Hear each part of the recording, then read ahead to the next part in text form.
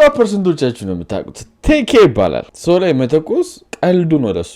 ታዲያም ቴኬ ይሄን ነገር የጀመረው ገና በ16 ዓመቱ ነበረ። ባትል ራፕ ምናምን ይሄዳል፣ ይሳተፋል፣ ራፕ ያደርጋል፣ ይወዳደራል። ከዛ አንዳንድ ያሸንፋል፣ አንዳንድ ይሸንፋል። ሲሸነፍ ግን በጣም ይበሳጫል። ግን ከዚህ ከራፑ ውጪ ደግሞ ጎን ለጎን ይዘርፋል። በሱ ነው የሚተዳደረው እየሰረቀ እና እዚህ ጋር የምታዩትም ትክክለኛ ቪዲዮ ነው። ፍሪስታይል ራፕ እየተወዳደረ 2016 ላይ እንደ ፈረንጆች አቆጣጠር እንደተለመደው ለመዝረፍ ያስባሉ። የሚዘርፈውን ደግሞ የታይካይ ጓደኛ አለች። እሷ ጓደኛዋ ፍቅረኛዋን ለማዘረፍ ታስባለች። ታይካይ ማለት ነው። ሄዳም ነበር ለታይኬ ጓደኛዬ ያው ቤት ውስጥ ብዙ አደንዛዥ እጾች አሉ፣ ብዙ ብሮችን ያስቀምጣልና እንዝረፈው ብላ የነገረችው ማለት ነው። በዚህ ነገር ታይኬ ወዲያው ነበር የተስማማው። በንጋታውም ይሄን ለመፈጸም አሰቡ። እቺ የታይኬ ጓደኛ ፍቅረኛዋ ቤት ትሄዳለች። ብቻዋን አለችም ከሴት ጓደኞቿ ጋር። እናም እዛ የደረሱት ለነ ታይኬ በር ለመክፈት ነው። ከዛ ገብተው እንዲዘርፉ ማለት ነው። ፕላናቸው ይሄ ነው። በዚህ በኩል ደግሞ እነ ታይኬ ተዘጋጅተው ማስካቸውን አድርገው ምናምን እየጠበቁ ነው። ሴቶቹ እንዳሰቡት ቤት ሄደው ለነታይኬ በር ለመክፈት እየጠበቁ ነው። እዚህ ጋር መርሳት የሌለባችሁ ነገር የፍቅረኛዋን ቤት ነው የምታዘረፈው። አንዷ እንደደረሱም ቴክስት ተደረገላቸው። አንደኛዋ ሴት ሄዳ በሩን ከፈተችላቸው። ወደ ውስጥም ገብተው ልክ እንደ ፖሊሶች ምናምን ግርግር ፈጠሩ። መሳሪያ ይዘዋል። ተኙ፣ ተቀመጡ፣ እንዳትንቀሳቀሱ ምናምን ብለው በመሳሪያ ማስፈራራት ጀመሩ። ዛክ የሚባለው ደግሞ የቤቱ ባለቤት ብቻውን አልነበረም። በጊዜው አብሮት የሚኖረው ልጅ ነበር። አብሮት የሚኖረው ደግሞ ፍቅረኛ ነበረችው። እሷም እዛ ቤት ውስጥ ነበረች። ግን ታይኬ በጣም ተዘጋጅተው ስለነበረ መሳሪያቸውን አውጥተው እንዳትንቀሳቀሱ ብሎ ዝርፊያውን ጀመሩ። ቤቱንም እያገላበጡ ቼክ ማድረግ ጀመሩ።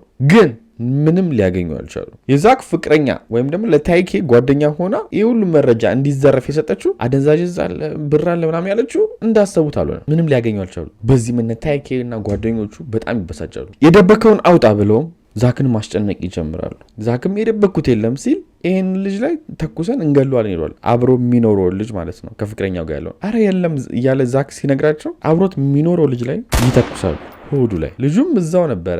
በአንድ ጥይት ጸጥ ያለው። ነገሩ ግን በዚህ አላቆመም። አንደኛው የታይኬ ጓደኛ ሽጉጥ አውጥቶ ዛክ ላይ ይተኩሳል። ዛክ ግን በዚህ ጥይት አልሞተም። የቀረችው ሴቷ ነች፣ የዛክ አብሮት የሚኖረው ፍቅረኛ። እሷን ምንም አላደረጓትም። እነዛ ግን ፍቅረኛዋ ሆኖ የጠቆመችው እንዲሁም በር የከፈተችው ሴቶች አብረው ከታይኬ ጋር ተያይዘው ይወጣሉ። ፖሊስ ወዲያው ነገሩ ላይ መጥቶ መመርመር ጀመረ። የተረፈችውም ልጅ ለፖሊሶች መረጃ በደንብ ሰጠች። ፖሊሶቹም ወዲያው በር የከፈተችውንና ፍቅረኛው ሆና የጠቆመችበትን ወዲያው ይዘው ማነዘዝ ጀመሩ።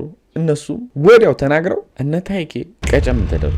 የቀረ የለም። የተኮሰው የጠቆመችው ሴት እንዳለ በቃ አንድ ላይ ነው ያፈሷቸው ፖሊሶቹ። ፍርድ ቤትም ቀርበው ታይኬ ሽጉጥ ስላልተኮሰ ሌሎቹ ታስረው እሱ ግን በዋስ ይወጣል፣ ፍርዱ ሳያልቅ። እንዴትም ደግሞ እንዳያመልጥ ተብሎ እግሩ ላይ ጂፒኤስ ታስሮ ነበረ፣ እንቅስቃሴውን ለመከታተል ማለት ነው፣ ከቤት እንዳይወጣ። ትንሽ ቆይቶ ግን ሌላ ያልተኮሰም ጓደኛ ነበር። እሱም ልክ እንደሱ በዋስ ይለቀቅና እሱም ቤት ውስጥ ይታሰራል። ጓደኛው እግሩ ላይ ጂፒኤስ ታስሮ ጊዜያቶች አለፉ።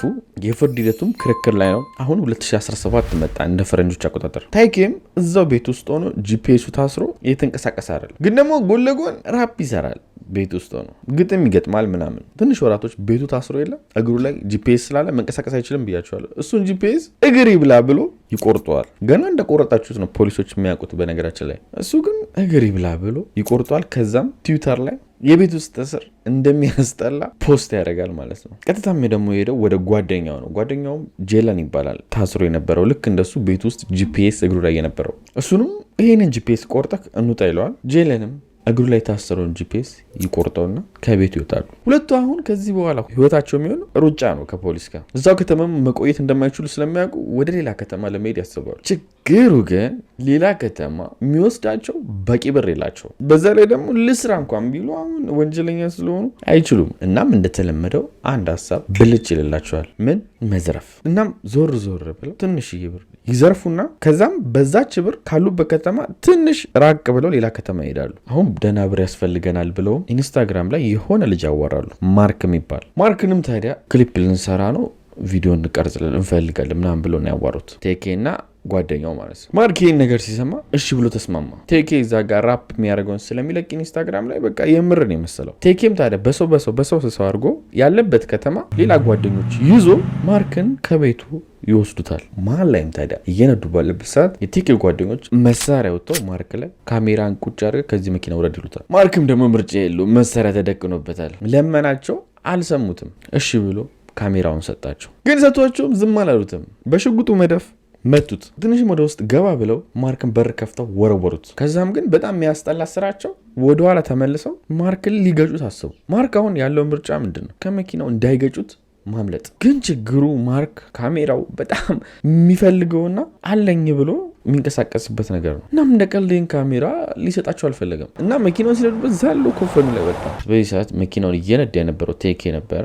እሱም መሳሪያ ይዞ ስለነበረ በመስኮት በኩል ቀና ብሎ ማርክ ላይ ተኮሰበት። ማርክም በዚህ ወድቆ ሞተ። ቴኬ በግድያ ወንጀል ይህ መጀመሪያው አይደለም። ክስ ላይ እያለ አምልጦ ነው ድጋሚ አሁን ደግሞ ሰው ገደለ። የበለጠ አሁንም ራሱን ችግር ውስጥ ከተተ ከጓደኛው ጄለን ጋር። እንደተለመደውም ከዚህ ከተማ ሌላ ከተማ ሄዳሉ። ሌብነታቸውም አዲሱ ከተማ መስረፍ ጀመሩ። እንደዛው ሲዘርፉ ደግሞ በነገራችን ላይ ምንም አያዝኑም። ሽማግሌ አይሉም፣ ጩጬ አይሉም። ያገኙትን ነው በመሳሪያ እያስፈራሩ የሚዘርፉት። ትንሽም ደግሞ ነገሩ ከዛ ከተማ ደመቅ ሲልባቸው ወደ ሌላ ከተማ ሄዱ፣ ወደ ኒው ጀርዚ የምትባል። አትሊስት ግን ከሌላው ከተማ አንጻር ኒው ጀርዚ ላይ ዝርፊያውን ቀነስ አድርገው ተደብቀው፣ ቴኬ ደግሞ ግጥም እየጻፈ ራፕ ማድረግ ጀመረ። የሚገርመኝ ግን አብዛኞቹ ጥቁር ራፐሮች ሲያዙ ፍርድ ቤቱ ከየትም አይደለም መረጃ የሚሰበስበው ከራሳቸው ግጥም ነው። ያደረጉትን ነገር እንደ ፍሌክስ በቃ ገድያለሁ እንደዚህ አድርጌያለሁ ምናምን እያሉ ራፕ የሚያደርጉት እና ቴኬም ይሄ የጻፈው ራፕ ላይ ያደረገውን ወንጀሎች ነው እንደ ጉራ አድርጎ የዘፈነው። የሆነ ሰዓት ሁሉ ይህ ዝገምተ ትክክለኛ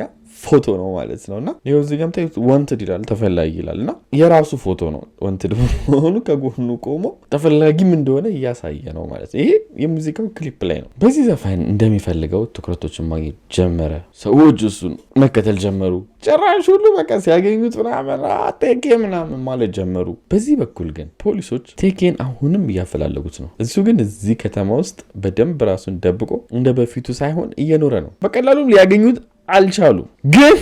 ግን ቴኬ ኒው ጀርዚ ውስጥ እየኖረ እንደሆነ በጣም ብዙ መረጃ ያደረሳቸው ፖሊሶቹ። ቴኬ እዚህ ጋር ፈታ ብላ ፌዴራል ፖሊስ እኔን አያስቆመኝም ይኸው አዲስ ዘፈን ለቀኩ ብሎ አዲስ ዘፈን ይለቃል። ሊንኩን ከታች አስቀምጦ ማለት ነው። ችግሩ ግን በዛኑ ቀን ቤቱን ብርግድ አድርገው ገብተዋል ፖሊሶች። የት እንዳላውቀው ወዲያውም ባለበት ቀጨም አደረጉት። ጓደኛውንም ጄለንም ቀጨም አደረጉ። የጄለን ትክክለኛ ፎቶ ይህን ይመስላል። ያው የቴኬን እስካሁን አይታችሁታል ብዬ ነው። የሚያሳዝነውና የሚገርመው ግን እሱ ወደ እስር ሲገባ የለቀቀው በዛኑ ቀን የለቀቀው ዘፈን እውቅናን የሌላ አገኘ። ጭራሽ ሁሉ ቢልቦርድ ውስጥ ገባ። ኢቭን ይህን ታሪክ በምሰራላችሁ ሰዓት ዩቲዩብ ላይ ቴኬ ዘፈኑ ወደ 255 ሚሊዮን ቪው አግኝቷል ማለት ነው። ይህንን የለቀቀው እንደነገርኳችሁ እየተያዘ ቀን ነው። የክሱ ሂደት ቀላል ነበረ። ምክንያቱም እንዳልኳችሁ ከራፑ ላይ ከግጥሙ ላይ ያለውን መስማት ነው፣ ሌሪክሱ ማዳመጥ ነው እና የተሳተፈው የመጀመሪያው ዝርፊያ ላይ ሁሉ ላይ ተመቶ ሞታ ያልኳችሁ ከዛ ጋር አብሮ የሚኖረው በሱ ምክንያት ምንም እንኳን እሱ ጥይቱን ባይተኩስም የሽጉጡን ተሳትፏል በሚል 55